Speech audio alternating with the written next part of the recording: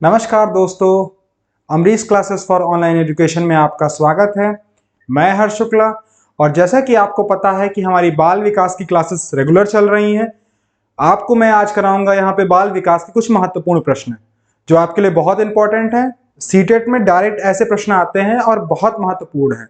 तो आज एक मोटिवेशनल कोट के साथ आज की क्लास चालू करते हैं। जिस दिन आपने ये सीख लिया कि सीखते कैसे हैं, फिर आप कुछ भी जीत सकते हैं। ठीक है, आपको बस ये सीखना है कि सीखते कैसे हैं। एक मेंटोर का क्या रोल होता है आप इस कोट से समझ सकते हैं। अगर आपको प्रिपरेशन कैसे करनी है, अगर आपको ये समझ में आ गया कि प्रिपरेशन कैसे करनी है, फिर आपकी प्रिपरेशन का आधा काम हो गया। अब बस आधे काम में आपको मेहनत करनी है। तो आपको क्या करना है, आपको बस एक अच्छी सी रणनीति बनानी है और उस रणनीति पर अच्छे से काम करना है। अगर आपने बनाया है कि आपने 6 घंटे का शेड्यूल बनाया है तो आपको 6 घंटे पढ़ाई करनी है। ऐसा नहीं है कि फिर आप थोड़ी देर पढ़ाई कर रहे हैं उसके बाद आप कुछ देखने लगे, तो ये एक सही तरीका नहीं है। अगर आप प्रिपरेशन कर रहे हैं, आप मन से तैयारी कीजिए। और आज मैं जो क्वेश्चन कराऊंगा, आप कमेंट सेक्शन में हमें बताइए कि आपने कितने प्रश्नों का जवाब आपको पता था और वही आंसर निकला जो आपने सोचा था। ठीक है, तो चलते हैं पहले प्रश्न पर। अब पहला प्रश्न क्या है? पहला प्रश्न है, किस उम्र में नवजात शिशु अपनी मां की आवाज को पहचानता है?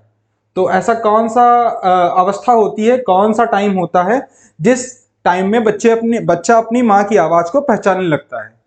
आपके ऑप्शन है जन्म पर, 3 महीने पर, 6 महीने पर या 9 महीने पर। ठीक है, तो क्या होगा इसका आंसर? देखिए, इसका सही आंसर होगा, बच्चा जो है वो जन्म से अपनी मां की आवाज को पहचानता है। तो इसका सही जवाब होगा जन्म से। ठीक है, अगले प्रश्न पर मूव करते हैं। तो देखते हैं अधिगम तत्परता। अब क्या है ये अधिगम तत्परता? अधिगम तत्परता के उपेक्षा के परिणाम स्वरूप डैश होगा। तो अधिगम तत्परता है क्या? आप किसी चीज को करने के लिए तत्पर हैं। अधिगम मतलब आपका जो ज्ञान है, आप पढ़ने की कोशिश कर रहे हैं, सीखने की कोशिश कर रहे हैं, उसके लिए आप तत्पर हैं। तो उसमें से अगर उसकी उपेक्षा होगी, उपेक्षा का क्या अर्थ है? अगर आपने जो सोचा वैसा नहीं होगा, तो ऐसे स्तर पर आपके साथ कौन सा भाव आएगा, क्या होगा इन ऑप्शंस में? पहला ऑप्शन है विकास। तो अच्छा बताइए आप, अगर आपकी उपेक्षा होगी तत्परता की, आप किसी काम को लेकर तत्पर थे और उसकी उपेक्षा होगी, तो क्या आपके अंदर विकास आएगा? तो पहला तो गलत हो गया। दूसरा है परिपक्वता। देखिए, परिपक्वता कहां से आ सकती है? आप तत्पर थे, आप सीख ही नहीं पाए, उसी की स्टार्टिंग में उसकी उपेक्षा हो गई, तो आपके अंदर परिपक्वता भी नहीं आएगी। और सुधार तो तब होगा जब आप अधिगम करेंगे। अधिगम हो ही नहीं पा रहा क्योंकि उसकी उपेक्षा हो रही है, तो आपका यह आंसर भी गलत हो गया।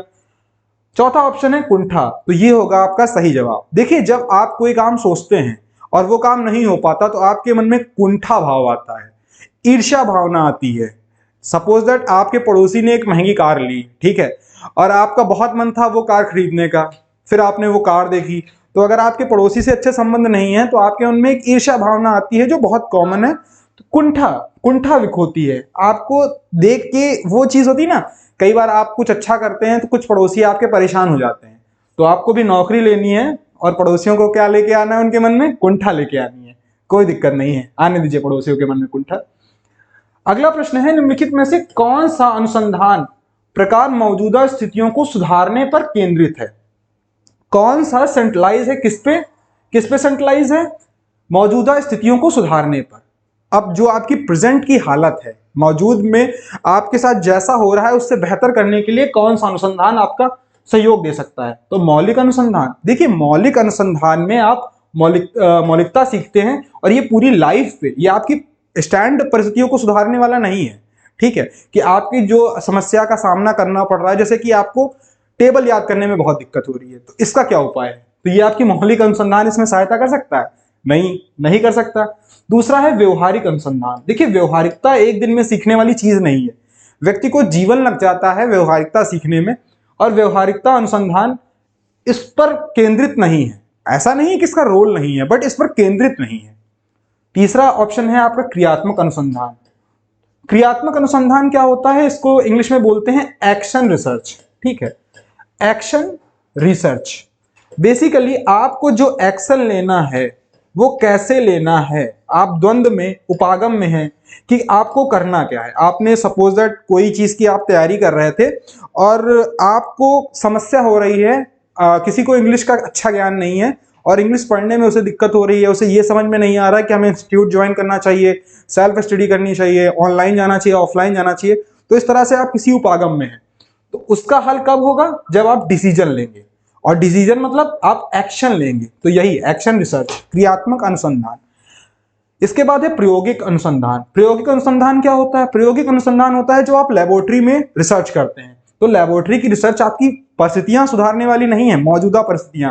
देखिए, आपकी ह्यूमन की पूरी परिस्थितियां सुधारता है, बट आपकी मौजूदा परिस्थितियां, आपके द्वंद्व, आपके उपागम का समाधान प्रायोगिक अनुसंधान में हो, ऐसा आवश्यक नहीं। तो इसका सही आंसर क्या हो गया? क्रियात्मक अनुसंधान। अगर हम क्रियात्मक अनुसंधान को थोड़ा और बेहतर तरीके से समझने की कोशिश करें तो देखेंगे कि क्रियात्मक अनुसंधान एक प्रक्रिया है जिसका उद्देश्य मौलिक समस्याओं का अध्ययन करके नवीन तथ्यों की खोज करना, जीवन सत्य की स्थापना करना तथा नवीन सिद्धांतों का प्रतिपादन करना है। अनुसंधान एक स्वदेश्य प्रक्रिया है जिसके द्वारा मानव ज्ञान में वृद्धि की जाती है। तो आपके ज्ञान में वृद्धि की जा रही है, बट कैसे? सपोज दैट मान लीजिए आप कि आपके सामने ये द्वंद्व था कि आप सुबह जिम ज्वाइन करना स्टार्ट करें या कुछ दिनों के बाद करें। सुबह उठने का मन नहीं करता और कई कारण हैं, पर आपकी सेहत के लिए जरूरी है। या तो आप एक्सरसाइज करें, योगा करें, मॉर्निंग में टहलने जाएं, बट आप द्वंद्व में हैं, जा नहीं पा रहे हैं। तो ये कैसे सुधरेगा? या आप जब एक एक्शन लेंगे, अब एक्शन भी कई तरह का होता है, इसमें भी पॉजिटिव, निगेटिव। तो ये एक डीप बात है, ये जब आप टॉपिक पढ़ेंगे तो उसमें अच्छे से बताया जाएगा। अगर हम ऊपर से समझते चलें तो क्रियात्मक अनुसंधान हमें किसमें मदद करता है? क्रियात्मक अनुसंधान हमें मदद करता है हमारी मौजूदा स्थितियों को सुधारने में। ठीक है, अगला प्रश्न है, जब बच्चे समूह खेल में भाग लेते हैं, ठीक है, जब ग्रुप गेम में पार्टिसिपेट कर रहे हैं बच्चे, ठीक है, जब बच्चे ग्रुप गेम में पार्टिसिपेट कर रहे हैं तो उनके अंदर क्या जो है वो क्या सीख रहे हैं, क्या डेवलप हो रहा है? प्रतिस्पर्धा आ रही है, तो बिल्कुल कंपटीशन भावना आती है।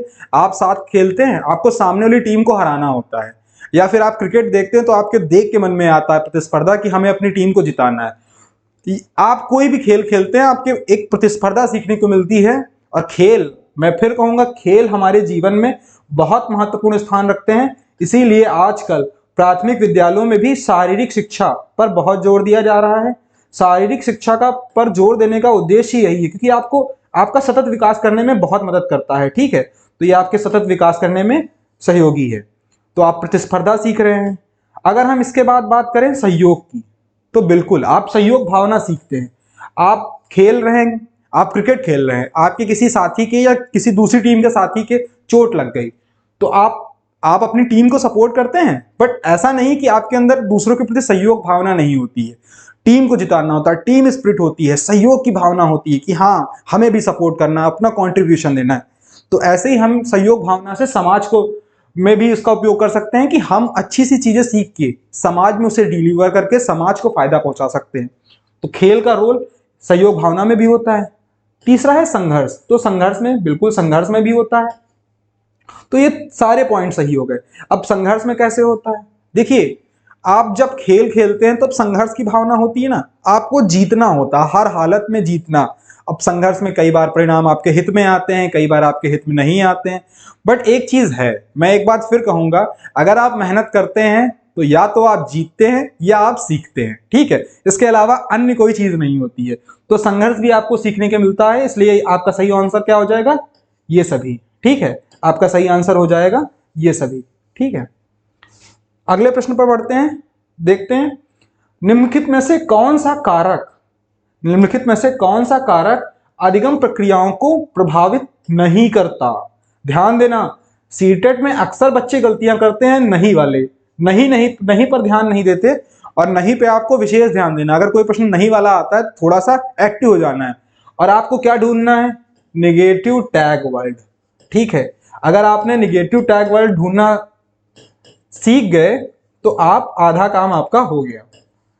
आपको ऑप्शन एलिमिनेट करने से कोई नहीं रोक सकता। अब कैसे देखेंगे?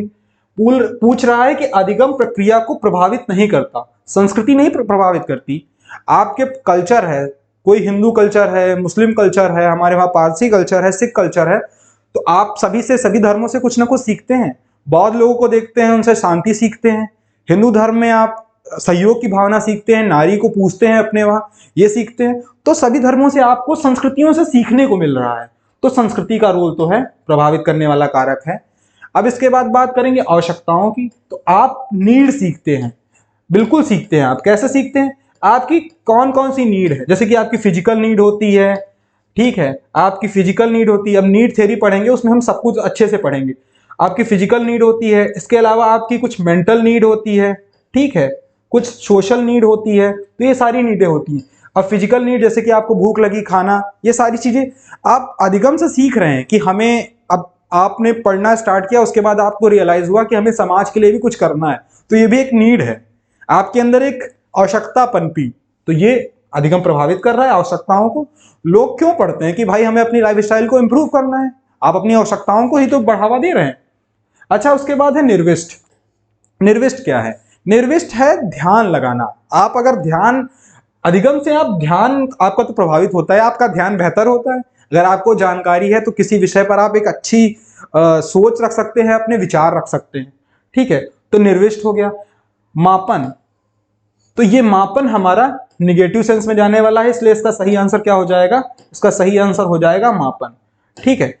मेजरमेंट, देखिए हमारा उद्देश्य सिर्फ मापन करना नहीं है, और हमारे अधिगम का उद्देश्य मापन करना नहीं है कि हमने सिर्फ कोई चीज नाप ली कि आपने कितना सीखा। आपका स्कोर कार्ड, आपका, वही मैं बोलता हूं ना, a single seat of paper can not decide your future. तो बिल्कुल एक कोरा कागज आपका पूरा जीवन नहीं डिसाइड कर सकता है। अगर आप कल बेहतर करेंगे तो आपका रिजल्ट परसों बेहतर आएगा। तो आपको बस आज काम करना है, कल रिजल्ट आने से कोई नहीं रोक सकता, ठीक है। तो इसका सही आंसर क्या हो जाएगा? मापन। अब हमारा लोगों का जो कोर्स है वो आपको सीडीपी का मुख्य कोर्स 21 रुपए मात्र में मिलेगा। वहां पे बाल विकास अच्छे से पढ़ाई गई है, पूरी बाल विकास खत्म कर दी जाएगी। एक एक डाउट, एक एक चीज अच्छे से क्लियर हो जाएगी। आपके मन में जो भी बाल विकास को लेकर द्वंद्व रहते हैं बिल्कुल खत्म हो जाएंगे। एक विषय पे पकड़ बनेगी। बहुत बच्चों को ये विषय टफ लगता है, तो परेशान नहीं होना है। शुरुआत में ये विषय टफ लगता है क्योंकि ये नया होता है, पर जब एक बार इसमें आप प्रारंभिक समझ बना लेते हैं तो ये विषय बहुत आसान हो जाता है। तो बिल्कुल परेशान नहीं होना। और इसकी फीस मात्र 21 रुपए है, ठीक है, कोई बहुत ज्यादा फीस नहीं है। अगर देखा जाए तो आपकी एक दिन की चाय और बदमक्खन से भी कम है। तो आप सोच सकते हैं, देख सकते हैं। आप लिंक के द्वारा इस कोर्स को परचेज कर सकते हैं। उसके अलावा एक मैं लास्ट में आपको नंबर बताऊंगा, उस नंबर पे आप कॉल या व्हाट्सएप करके भी हमारे कोर्स को ज्वाइन कर सकते हैं। अगले प्रश्न पर पढ़ते हैं। कौन सा एक कारक आपूर्ति प्रकार का प्रश्न है? आपूर्ति मतलब जो किसी चीज, किसी आवश्यकता की पूर्ति कर रहा है, आपूर्ति कर रहा है, तो कौन सा है? क्या वैकल्पिक उत्तर? क्या वैकल्पिक उत्तर करके हम किसी लक्ष्य की आपूर्ति कर सकते हैं? नहीं कर सकते। केवल एक छोटा मोटा असेसमेंट हो सकता है, बट वो बहुत प्रभावशाली असेसमेंट नहीं होगा। मिलान का प्रकार, इससे भी नहीं, इससे तो आप उसका केवल ऊपरी ज्ञान देख रहे हैं। बहुविकल्पी, ये भी आपका गलत हो गया। आपका सही आंसर होगा निबंध। निबंध से व्यक्ति की भावना का आप उसको जज कर सकते हैं। जैसे कि आपने देखा होगा यूपीएससी में निबंध का बहुत बड़ा रोल होता है। निबंध पे बहुत अच्छे नंबर मिलते हैं, और निबंध व्यक्ति की विचारधारा को कैसे सोचता है, वो शब्दों के हिसाब से अपनी बात को रखता है, ठीक है। तो इसका सही आंसर क्या होगा? निबंध। अगले प्रश्न पर आगे बढ़ते हैं। तो निम्नलिखित में से कौन सी रणनीति बच्चों में अर्थ निर्माण को बढ़ावा देती है? अब भाई अर्थ निर्माण को बढ़ावा कौन दे रही है? क्या सूचना का प्रसारण अर्थ को बढ़ावा दे रही है? अर्थ निर्माण को नहीं दे रही है। कैसे नहीं दे रही है? देखिए, सूचना का प्रसारण करके वो जानकारी जुटा सकता है, और जानकारी जुटा के वो जानकारी से सीख सकता है, पर उसके अर्थ निर्माण को प्रभावित नहीं कर रही है, बढ़ावा नहीं दे रही है। अब किसी को आप दंड देके, अगला ऑप्शन है दंडात्मक उपायों का उपयोग करना। तो भाई हमारा जो एनसीएफ है, हमारा एनसीएफ इस बात पर भरोसा ही नहीं करता, और हमारे वहां की जो शिक्षा नीति है वो दंड पर भरोसा नहीं करती। और सही मायने में दंड से आप व्यक्ति को जबरदस्ती कुछ करवा सकते हैं कुछ टाइम के लिए, पर ये परमानेंट नहीं होगा। तो दंडात्मक उपाय कभी भी अर्थ निर्माण को बढ़ावा देने वाला हो ही नहीं सकता, ठीक है। और दूसरी बात है, आपको ध्यान रखना है, सीडीपी में जब भी दंडात्मक उपायों की बात होगी तो आपको ध्यान देना ये निगेटिव सेंस में है। तो अगर आपको ये सेंस पकड़ना आ गया तो आप आसानी से इस क्वेश्चन का जवाब दे सकते हैं। अच्छा, इसके बाद बात करते हैं सम्मान और मानकीकृत परीक्षण। तो परीक्षण, देखो, सम्मान प्राप्त करने की भावना बच्चों में अर्थ निर्माण को बढ़ावा दे सकती है, लेकिन इसमें क्या जोड़ दिया गया है, मानकीकृत परीक्षण। तो ये गलत हो गया भाई, मानकीकृत परीक्षण का हमारे जो अर्थ निर्माण में है उसको बढ़ावा देने में कोई सहयोग नहीं है। चौथा ऑप्शन है आपका अन्वेषण और चर्चा, रिसर्च और डिस्कशन। देखिए, रिसर्च का और डिस्कशन का बहुत बड़ा रोल है। रिसर्च और डिस्कशन का बहुत बड़ा रोल है और ये आपके अर्थ निर्माण को बढ़ावा देती है। तो आपको ध्यान रखना है अन्वेषण और चर्चा। ठीक है, अगले प्रश्न पर मूव करते हैं। तो विकास को आकार देने वाले पर्यावरणीय कारकों में शामिल है, कौन कौन से कारक हैं? संस्कृति, तो विकास को आकार देने वाला कारक संस्कृति से, मैंने बताया था ना, आप स्टार्टिंग में ही बताया था कि आप संस्कृति से सीख रहे हैं, तो ये हो गया। दूसरा ऑप्शन है कि पोषण की गुणवत्ता।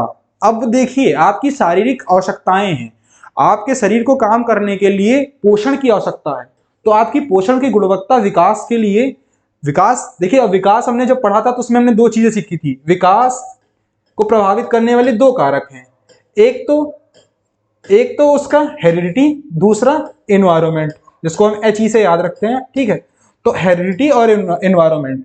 अब एनवायरमेंट, अब उसकी गुणवत्ता जो है उसके लिए बहुत आवश्यकता है, क्योंकि अगर पोषण अच्छा नहीं होगा, और पोषण सिर्फ शारीरिक नहीं होता, कई बार मानसिक भी पोषण होता है। अगर आपके विचार अच्छे नहीं हैं तो भी आप विकास को आकार नहीं दे पाएंगे। तो ये पर्यावरणीय कारक हैं, एनवायरमेंट का रोल है इनमें। ठीक है, सीखने की गुणवत्ता, सीख तो रहे हैं आप, क्लास भी कर रहे हैं, क्वेश्चन भी लगा रहे हैं, रिजल्ट नहीं इंप्रूव हो रहा है, तो सीखने की गुणवत्ता भी आपकी सीखने की रफ्तार, सीखने की दिशा को प्रभावित करती है। तो क्या ये सारे कारक प्रभावित नहीं कर रहे हैं? इसलिए आपका ऑप्शन क्या हो जाएगा, ये सभी कारक विकास को आकार देने वाले पर्यावरणीय कारकों में से शामिल है। अगले प्रश्न पर चलते हैं। स्कूली शिक्षा में सतत और व्यापक मूल्यांकन किसके द्वारा शुरू किया गया था? ऑप्शन है इग्नू, दूसरा ऑप्शन है CBSE, MHRD भारत सरकार, या NCERT। तो क्या होगा इसका सही जवाब? इसका सही जवाब होगा CBSE। CBSE ने सतत और व्यापक मूल्यांकन पर सबसे पहले काम किया था और इनके द्वारा ही जो है सतत व्यापक मूल्यांकन शुरू किया गया था। आपका आंसर क्या हो जाएगा? CBSE। ठीक है, सतत एवं व्यापक मूल्यांकन CBSE। आगे बढ़ेंगे। निम्नलिखित में से कौन संरचनात्मक आकलन का एक उपयुक्त उपकरण नहीं है? आपकी जो स्ट्रक्चरल आपका जो असेसमेंट हो रहा है उसका एक उपकरण नहीं है। अवधि परीक्षा, प्रश्नवा खेल, दत्त कार्य, या मौखिक प्रश्न, कौन होगा आपका आंसर? क्या होगा बताइए? अवधि परीक्षा, देखिए अवधि परीक्षा, अब देखिए प्रश्न व खेल, अभी मैंने बोला था ना, खेल का आपकी संरचनात्मक आकलन पर प्रभाव पड़ रहा है। आपकी स्टेप बाय स्टेप आप क्या सीखे, आपने क्या उसको अपने में इंप्लीमेंट किया, आपकी पूरी संरचना का अध्ययन किया जा सकता है। आकलन क्या है? एक तरह का अध्ययन ही तो है, एक अध्यापकों एवं परिवार के द्वारा किए जाने वाला आकलन है, जिसके द्वारा उसकी विकास को पता चलता है कि विकास की वृद्धि दर क्या है और किस दिशा में जा रहा है। तो प्रश्न और खेल का तो रोल रहता है। दत्त कार्य, अब आपको याद होगा स्कूल में आपको असाइनमेंट मिलते थे, तो यही है दत्त कार्य। क्या असाइनमेंट मिलते थे? हाइब्रेडियम फाइल मिलती थी, चार्ट बनाने को मिलते थे, इनसे भी आप सीखते थे, आपका आकलन होता था। आपके प्रैक्टिकल में बहुत रोल रहता था हाइब्रेडियम फाइल का। कई बार आपके पेपर होते थे पर आप फिर भी अपनी साइकिल लेके अलग अलग पंक्तियों का जो है इकट्ठा करते थे। तो दत्त कार्य का भी रोल है, प्रश्न व खेल का भी रोल है। मौखिक प्रश्न, अब देखिए पूरा जो यूपीएससी देखेंगे तो उसमें या और एग्जामों में काफी में इंटरव्यू का प्रावधान है। अब एक मौखिक प्रश्नों के द्वारा पूरे व्यक्ति का आकलन किया जा सकता है कि व्यक्ति की सोच क्या है, वह कैसी विचारधारा रखता है, तो उसका आकलन किया जा सकता है, आपने देखा होगा। तो यह संरचनात्मक आकलन का एक उपकरण है। पर अवधि परीक्षा है, आप किसी को 30 प्रश्न दे दीजिए कि आपके पास 1 घंटा है, 30 प्रश्न को सॉल्व कीजिए, और इसके द्वारा आप उसका संरचनात्मक आकलन कर सकते हैं या नहीं कर सकते हैं। ठीक है, तो आप, ये आपका सही आंसर हो जाएगा। अवधि परीक्षा नहीं है, इसलिए आपका सही आंसर क्या हो जाएगा? अवधि परीक्षा। ठीक है, अगले प्रश्न पर मूव करेंगे। यह आपका आखिरी प्रश्न है। ठीक है, फ्राइड की विकास अवस्थाओं के अनुसार किस अवस्था को प्रारंभिक विद्यालय की आयु समझा जाता है? तो अगर आपने फ्राइड की अवस्थाओं को पढ़ा है तो आपको पता होगा कि 5 अवस्थाएं होती हैं। वो हैं ओ, ए, पी, एल, जी। अब क्या है ये? ओ से है आपका ओरल, ठीक है। ए से है आपका एनल, ठीक है। पी से है फैलिक, एल से है आपका लैटिक, और जी से है जेनाइटल,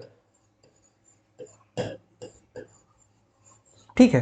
तो जेनाइटल, तो ये आपकी 5 स्टेजेस हैं। अगर आपकी आयु की बात करें तो ये 0 से 1 वर्ष, ये 2 से 3 वर्ष, ये आपकी 3 से 6 वर्ष, ये आपकी 6 से 12 वर्ष, और 12 से 18 के बीच में आपकी जेनाइटल स्टेज होती है, जो आपकी जिसमें आपके जो सेक्सुअल एक्टिविटीज हैं वो आपकी एक्टिवेट हो जाती हैं और आप सेक्सुअल एक्टिविटीज परफॉर्म करने के बारे में सोचते हैं, तो वो आपकी जेनाइटल स्टेज होती है। लेकिन इसमें कौन से पूछ रहा है?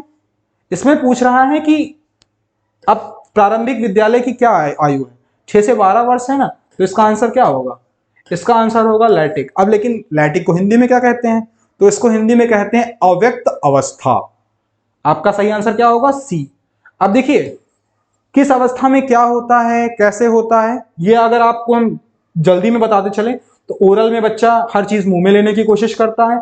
एनल में जो उसको आपको याद रखना है वो टॉयलेट को कंट्रोल करना उसको अच्छा लगता है। फैलिक क्या होता है? इसमें सेक्सुअल एक्टिविटीज बहुत पीक पे होती हैं, बट उसके ऑर्गन्स का डेवलपमेंट ना होने के कारण वो एक्टिविटीज परफॉर्म नहीं कर सकता। अगर आप लैटिक की बात करें तो इसमें जो है आपके अंदर सेक्सुअल एक्टिविटीज बिल्कुल डाउन हो जाती हैं और उसके बाद जेनाइटल में धीरे धीरे बढ़ने लगती हैं। तो ये एक शॉर्ट में समरी थी, आपने ये देखा, ठीक है। ये आपके कुछ महत्वपूर्ण प्रश्न थे। आपको ऐसे ही रेगुलर प्रश्न कराए जाएंगे। आपको बस क्या करना है, हमारे साथ क्लास में जुड़े रहना है, अच्छे से इस क्लास को शेयर करना है सभी दोस्तों के साथ और लगातार जुड़े रहना है। और हमारे कोर्स को अगर आप परचेज करना चाहते हैं तो हमारे कोर्स को परचेज कर लीजिएगा। मैं आपको इसका दिखा देता हूं कि जो है ये आपका नंबर है 9616827646। मैं फिर से लिख देता हूं एक बार, 9616827646, ठीक है। इस पे आप कॉल या व्हाट्सएप कर सकते हैं। इसके अलावा आपको हमारे वीडियो के डिस्क्रिप्शन में लिंक मिल जाएगा, वहां से भी इसको देख सकते हैं, ठीक है। कोर्स को देख सकते हैं, परचेज कर सकते हैं। और बाकी मैं ऐसे ही आपको फ्री में क्वेश्चन यहाँ पे कराता रहूंगा, तो बिल्कुल निश्चिंत नहीं होना है। अगर आपने कहीं पे कोर्स परचेज कर लिया है पर फिर भी 21 रुपए की फीस है, अगर आप कंसीडर करना चाहते हैं तो आप कर सकते हैं, क्योंकि काफी कुछ सीखने को मिलेगा आपको सिर्फ 21 रुपए में, ठीक है। तो बस ऐसे ही क्लास से जुड़े रहिए, देखते रहिए। बहुत बहुत धन्यवाद।